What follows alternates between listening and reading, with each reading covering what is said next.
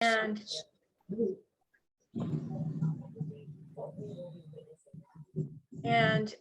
I would just like to say, There you are, wearing his full regalia. Finally. Yeah, he has more medals than William. Too many people are talking. I'm on mute. okay. Okay. Well, so again, welcome to everybody. And I wish I could be with you today, but I'm going to my lay ministry meeting afterwards, which starts at 9:30. But we had a little change in our plan. So otherwise, I would love to listen to this talk today. But the poem I wanted to read today is called Collagen. And it was good that Peter, that you mentioned, was it Peter or Marv that was mentioning how it wasn't how we're aging, but ageism in our society. So I think this poem somewhat addressed it. I hope so. Okay, so it goes like this. Collagen. Once you were lush, from sweet, form sweet and ripe, skin satin, elastic, all poreless and tight. Now bones are weak, cracked, brittle, thin, womb used and dry, no more collagen, dismissed and discarded, as if aging a sin, punished for wrinkles that show where you've been. Old coins yield no currency. They're weathered and bare. You're transparent, invisible, like you're not even there. But I know I have value. My wisdom has worth. I'm still viable, tangible. I still walk this earth. A new day is dawning, so let me join in. I still count. I matter with less collagen. So I just thought that was good because we've all experienced some form of ageism, and I won't go into detail with what I've had, but just recently some things came up with that. So I just wanted to say one more quote from let me get it here. Okay. Okay. If I can find it. Sorry, today I'm not, I had a pet sitting job and then this, and I'm kind of got a little scatterbrained. So bear with me for just 1 second.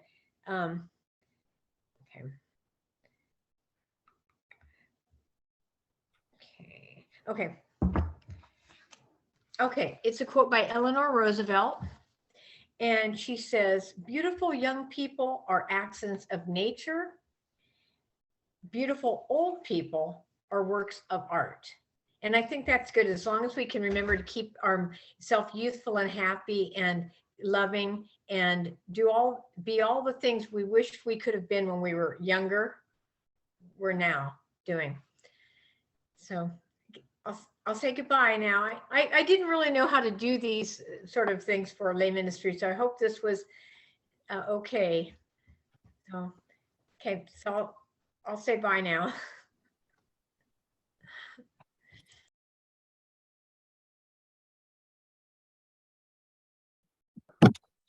So Denny, you're on. Okay. All right, thank you. Let me get my screen up. And okay. Thank you, Elise, for those words of inspiration. And I want to thank the senior committee from RUU for inviting me to talk about ageism today. It's an important topic, and it affects all of us anyway, at least the ones with gray hair, but it does affect all of us. And I'll get back to that as I go along. But before I begin, I just wanted to point out that anybody that might want a copy of this talk, just email me. My email is right down below here, and I'll send you a PDF copy. The PDF copy, by the way, does have active links, so you can dig in a little bit deeper into the subject matter. Before we begin, just take a moment and jot down the first word or phrase that comes to your mind when you think of an older person. Take a few seconds here, jot it down or remember it. We'll get a chance to talk about your thoughts and your results during the breakout session. Okay. Also, I wanted to talk a little bit about me because I'm somewhat chagrined. In a sense, I was a professor of sociology for a third of a century. And my main expertise area was inequality and social justice. So when I taught my courses on social stratification, I definitely covered the big three, which were social class, gender, and race. And I even, specialized in income inequality. I had a couple books published on that. But, I never did address ageism. And part of the reason was we were all young back then. I was 24, believe it or not, when I began teaching in 1968. Some of my students were actually older than I was returning from Vietnam. So it simply wasn't on our radar. And if you recall, the zeitgeist of the time was never trust anybody over 30. People were running around with T-shirts saying question authority, etc. Well, that was then, and this is now. We were a big group of baby boomers, and we were literally the tail that was wagging the dog because of our size. We were all young at the time, but now we're a lot older.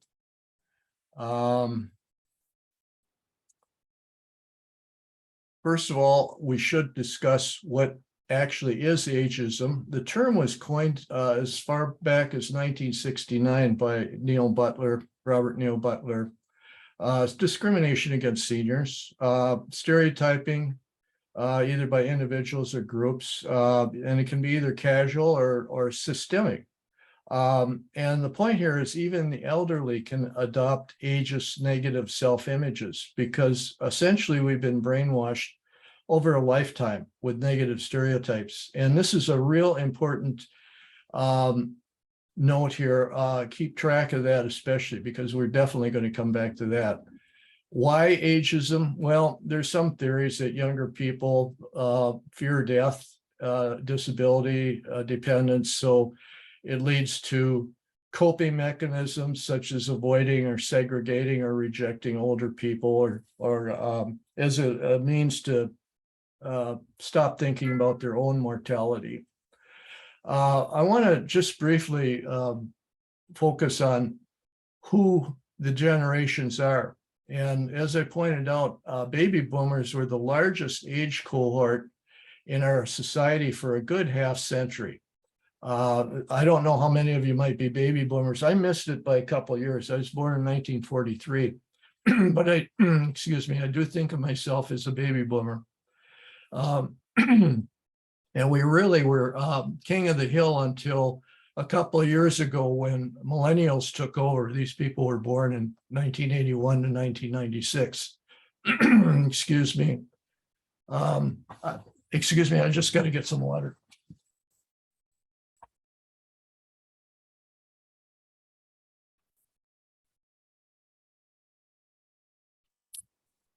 Here. Got it.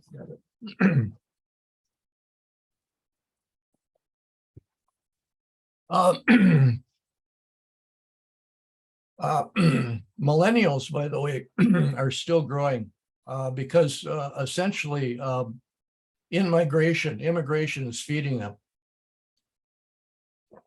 And baby boomers are actually declining, of course, because some of us are dying in larger numbers right now. So things have shifted. WHO estimates that as of 2021, the World Health Organization, that children as young as age 4 have become aware of negative old age stereotypes, as young as 4. And their research found that ageism is found in a variety of different areas, such as rationing, of healthcare by age, forcing people into early retirements, patronizing behavior towards the elderly, not being listened to, and our own behavior where we self-limit ourselves because, oh, we think we're too old to do something. And another study in the US found that 1 in every $7 spent on healthcare for the top 8 most expensive conditions was due to ageism, $63 billion a year. It's everywhere. Here's a few examples in the media. Take a moment, look at this so-called cartoon.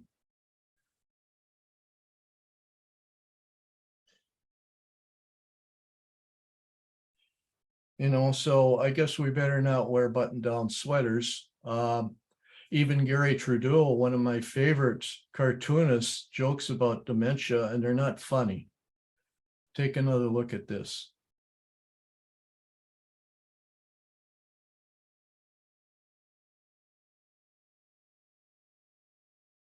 Now, Joni Caucus, if you recall, is a character who he came up with. That's a U.S.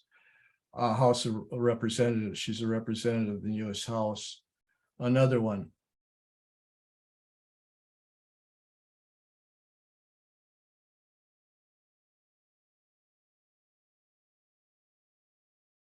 Again, I don't see a lot to laugh at here.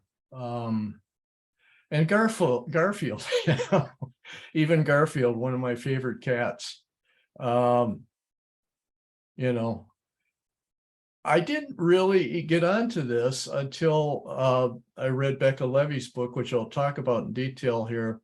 And she mentioned that look for cartoons, look at the social media and see what they're doing. Okay, there's a lot of false stereotypes out there about being elderly, and Caroline called this to my attention as well. I'm sure a lot of you get the ARP publications. They just came out with a new survey that they did in conjunction for the National Geographic study. And, it asked a lot of questions, but it asked people of all ages how they would rate their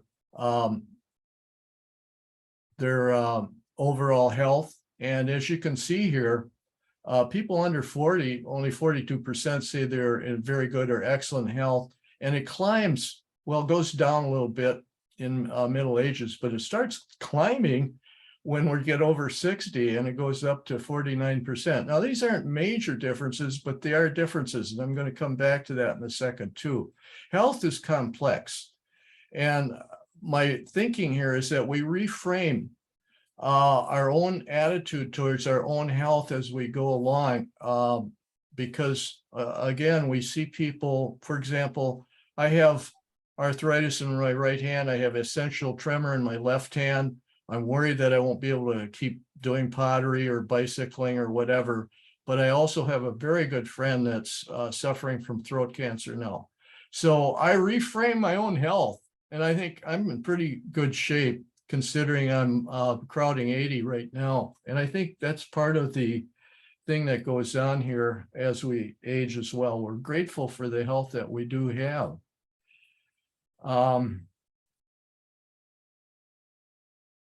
There, another false stereotype. We're poor in our old age. Again, these results are astronomical. How would you rate your financial situation? Percentages say excellent or very good. Less than a third of the under 40 say that, less than a fourth of the 40 to 49. But look what happens as we age. 52%, half of us that are 80 or over, or 70 and over, actually think our financial situation is excellent or very good. And part of that, by the way, I've done a little research on that, is that, of course, Medicare is indexed to inflation. So we're going to have a nice increase this coming January. It keeps us up anyway. We don't suffer as much as others from various downturns in the economy. So 50 and over control 3/4 of the total net worth of U.S. households. Probably a lot of that's in housings. and we recognize we're better off. Here's another false stereotype. The elderly are unhealthy. Oh, I'm sorry. Seniors take more steps to stay healthy. Maintain a healthy weight. Again, yeah, under 40 are worried about it, but as we get older, we make more efforts to keep the weight off for the most part. That's what we're really talking about. Keep that midriff a little bit less fat, and also maintaining physical stamina. Look at this. Under 40, only 55% worry about it or take steps to stay healthy.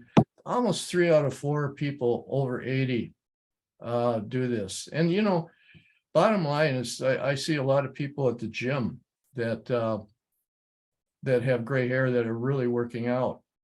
And here's one of my favorite examples. 93-year-old Betty Bromage takes to the skies strapped to the wing of a plane. Now, what she's doing is raising some money for charity, but this is inspiring. I wanted to show this to you.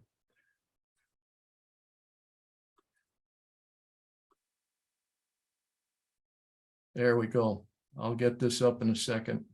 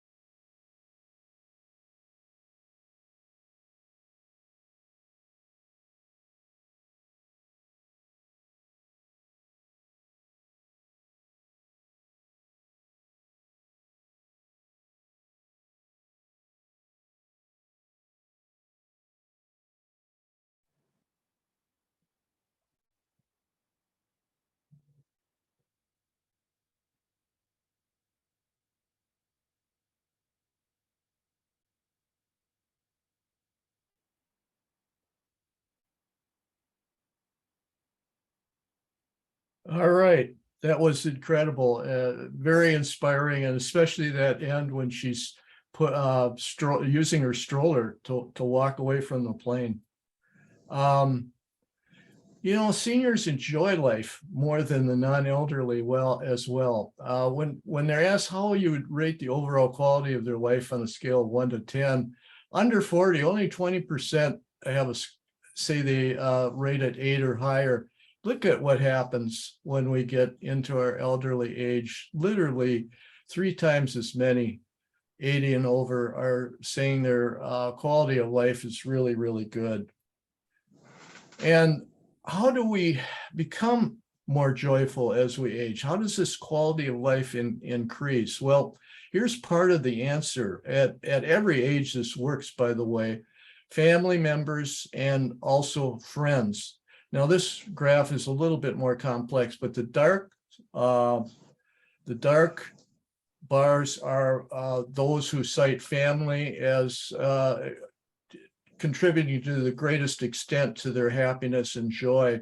And, you know, as you can see here, even for the under 40, 2/3 of them are saying, yeah, it's family. And this goes up for each age group. And it climbs into the elderly ages. So we rely more and more on family to get joy and meaning out of life as time goes along. The same thing with friendships, though.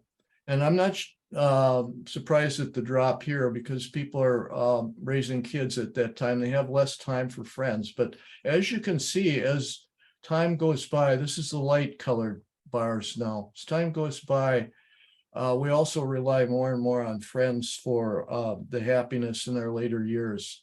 How about fear of death? This again is the most incredible thing. Under 40, literally over 1 out of 5 people are fearing death. But this is interesting. They even kind of finagled the bar chart here because there are so few people over 60 that fear death. 7% of the 60 to 69 and 4% of those 80 and over.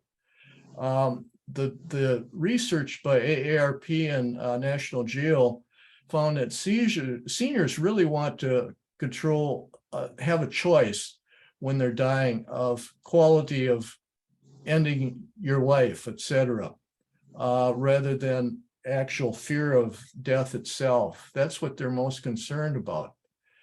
Another area of ageism is employment age discrimination, which persists today. I had to mention this. This has been illegal since 1997. And by the way, the cutoff point is, I think, age 50. Yet in 2020, age discrimination claims were 22% of all Equal Employment Opportunity Commission claims. 1 in 4 workers over 60 have personally experienced it. And this is only going to get worse because in the year 2000, at the turn of the century, only 3% of our labor force was 65 and over. By 2020, this had doubled to 6.6%. And 2030, it's going to be almost 10% of seniors in the labor force. Now, part of this might have been due to the pandemic, but I think part of it is also due to the fact that we are experienced and make good employees. And I think the labor, some of the employers are starting to realize that. It costs the economy. I don't know, you get some of these figures and you really got to wonder, but $4 trillion by 2050, if age discrimination continues, according to one estimate. Some of you will be familiar with this guy, Atul Gawande, Being Mortal. That came out in 2014. And I remember Kathleen giving a sermon about this as well. And I also taught an OSHA course on the book as well. He was one of the first people in the medical area to really highlight how the medical profession is not treating the elderly very well. And it also comes down again to quality of life at the end.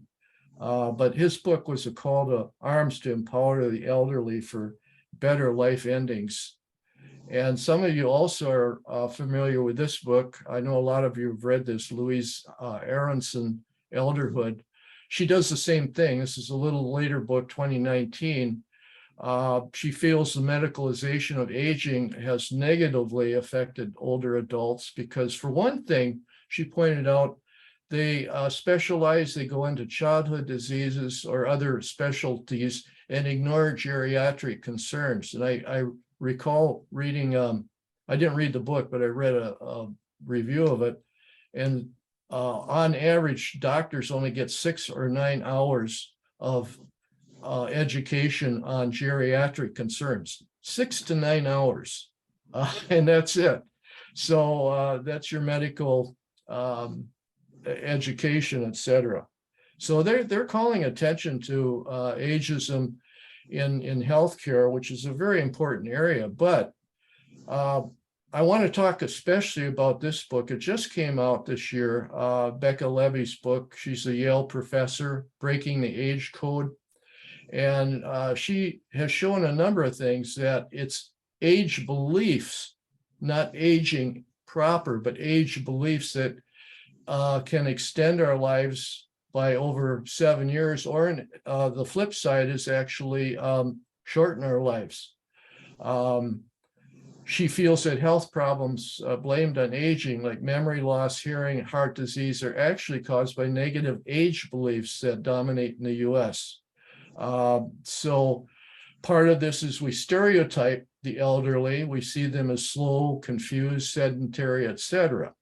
And again, ageist prejudices are out there. They're seen as socially acceptable, never challenged, according to the World Health Organization researchers. Ads view elders as decrepit, and we're brainwashed with this. She feels starting at age 4, and we're segregated, which makes it a lot easier to perpetuate these distorted age beliefs. Here's how they do it. She has 3 areas: psychological. Elderly persons get low self-esteem when society sees them with disdain. You start picking up on this when you start to get gray hair and wrinkles, especially. Behavioral, as older people accept negative beliefs about inevitable, quote, inevitable declining health, they give up or they don't bother with healthy pursuits. Then what's the use? You know, I'm old now, it doesn't matter. And there's also biological research that shows that negative age beliefs increase stress inside of you, as measured by cortisol levels and blood C-reactive protein. Don't ask me what CRP is later, okay? But it is an indicator they use in their blood tests to show that a person is going through a lot of stress. The other thing, though, is, and this is the high point of what she has to say, age beliefs, although they can vary greatly by culture, they are changeable, and toxic beliefs, age beliefs, can be challenged and overcome. Okay, so she used a longitudinal survey that asked participants who were over 50 what their age beliefs were, and they asked them to agree or disagree with a series of statements. One is, as you get older, you're less useful. That's a negative one. So, but she has equal number of positive ones as well. Respondents are then scored on negative or positive age beliefs, and then they followed these people up for 20 years later to see how they did on functional health issues. And those with positive age beliefs showed better functional health than those with the same age with negative age beliefs. So this was the first research to demonstrate that age beliefs, rather than actual physical aging, were a major factor in later life physical performance. Another study, this uses subliminal features here, where they subjected a test group, experimental group, and a control group to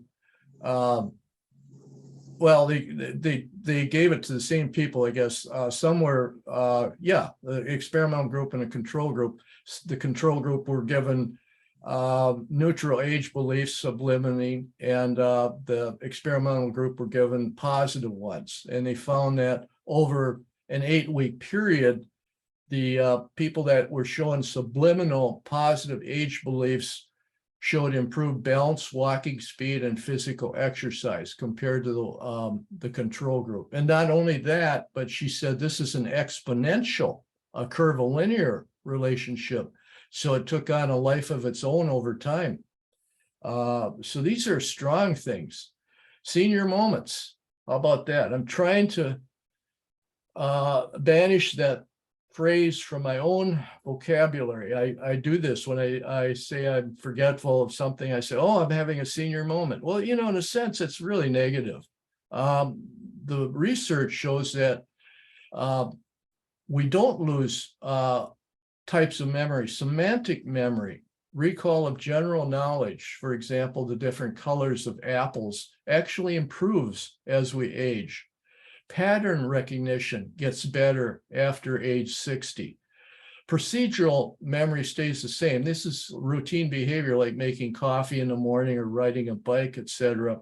Where there is loss is episodic memory, recalling a specific experience. But this can be reversed with intervention. And the other thing that I thought about this when I was reading over the research is there's some things I remember very vividly from a very young age that I can recall. So it may be something that happened yesterday, like what I ate for dinner, I'm a total loss, but things that I did or said at age 18 can come back. So anyway, it's relative, but she'd also compared Americans with Chinese. And as you might know about Asian society, they actually revere the elderly, believe it or not. Their Confucian culture, Buddhism, etc., reveres the people of old age. So she measured their episodic memory and compared it to Americans. And sure enough, Americans did much, much worse. But the other thing is that Americans who had positive age beliefs did have higher memory scores than Americans who had negative age beliefs as well. This is episodic memory. Recovery from mental and physical health. The assumption is that old people don't recover very well. Well, that's a myth. 81% of us do within a year of our disabling episode. And again, over a 10-year period, Levy found that those with positive age beliefs were almost half as likely to recover from their disability than those with negatives. She also pointed out, by the way, this is really important, positive age belief patterns had more influence than age, sex, race, education, a person's chronic illness, whether they were depressed or not, and whether they were physically frail or not. Now, that's important. She's using multiple regression here. Thankfully, she didn't report the results because it gets pretty complex, but she's using very, very sophisticated research here. Those with positive age beliefs are half as likely to have dementia.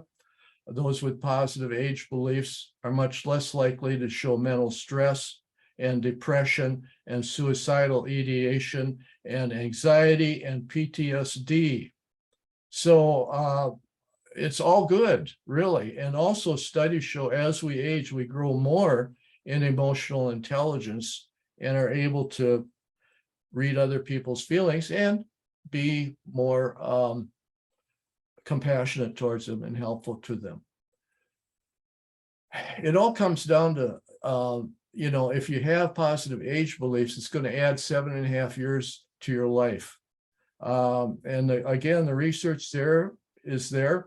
Again, it's multiple regression. It has more impact than gender, race, socioeconomic status, whether the person's lonely or the person's health status. So this is really saying a lot.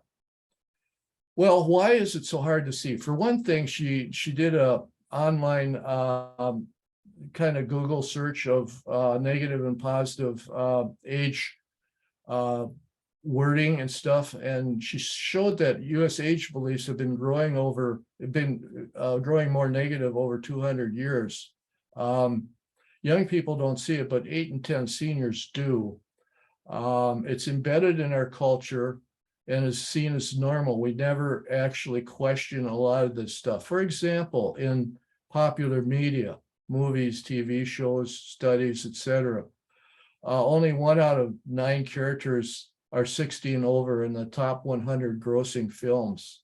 And of those that are in there in the films, about half of them are recording ageist comments in their dialogue. Corporate greed is also a causal factor here, pushing Botox and facial creams, etc. Social media ads denote fear of aging. Ask yourself, who said that skin wrinkles are ugly? Who benefits from that? So the other thing is that 3 out of 4 face groups that are dealing with older people vilify seniors. So, and again, social media, ageism continues. We also are more likely to have heart problems if we have negative age stereotypes here. And she says this actually is more of a cost than morbid obesity, which is one of the most expensive chronic conditions in America. But she's saying that negative age beliefs are actually more causal for our ill health than chronic obesity. Okay, how do you get around it? Here's her care for ageism, ABC. It's a gimmick, but it'll increase your memory of this. A, increase awareness. Look for flag words like boomer. one of the put downs of the elder is the phrase "okay, boomer," or things like Deary or Geezer, and identify and to fight this, identify positive elderly role models. You know, I thought immediately of John Glenn, Betty White, Ruth Bader Ginsburg, etc. There's a lot of them out there, and we should include age in diversity discussions and reject, oh God, stereotype greeting cards. My goodness, if you just look at those, they're awful. B, blame ageism, not blame ageism, not aging. Don't inculcate ageist beliefs. Don't accept them, but instead identify where they're coming from, the societal sources. You're not decrepit because you have gray hair. Who's saying this, that wrinkles are awful? And by the way, I might say that there's probably some hidden gender bias here too, because wrinkles are okay in a cowboy.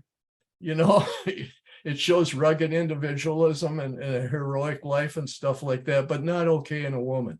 So there's some overlying things here also that might be gender issues as well. C, challenge negative age beliefs. Call it out when you see it in private or in public forums. Pay specific attention to ads. She urges that we need an age liberation movement, such as Gray Panthers. And she does talk about this in her book, about some of the successes they did have. You don't hear much about them anymore, but they're still out there. She says, include collective identification. Realize you're being victimized. Remember those social consciousness groups, women's consciousness liberation groups, etc. They went a lot way to raising the consciousness of women, and Black Lives Matter, the Me Too movement, etc. These all have major impacts in our society.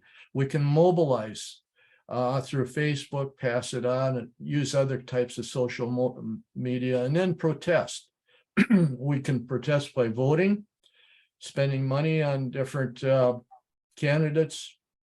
We can track media and call it out when it's negative. We can organize consumer boycotts, etc. But overall, she says, aim for a cultural redefinition of being old.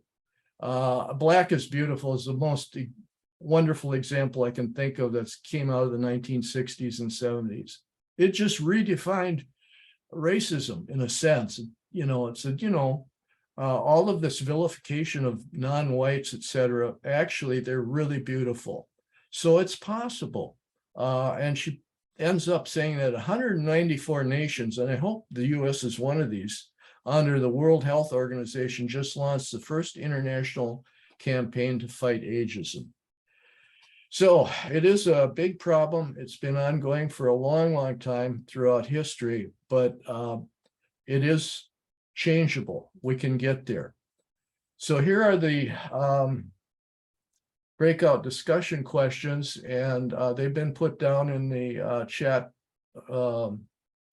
room as well, or the chat, excuse me, the chat on Zoom here. So review what you jotted down earlier when thinking of an elderly person. Are they negative or positive or neutral? And why do you have the views? Who is one of your older role models? Why do you admire them? And what's your opinion? In your opinion, is the key myth about aging? How would you challenge it?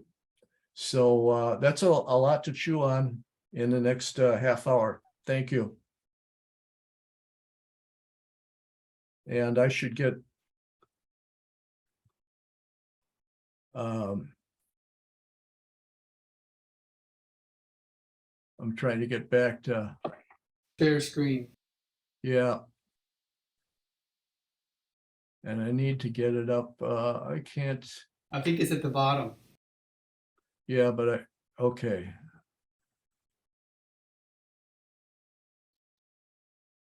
See, I what I did was I minimized my screen and I can't get it back up. Oh, here. There we go. All right, thanks.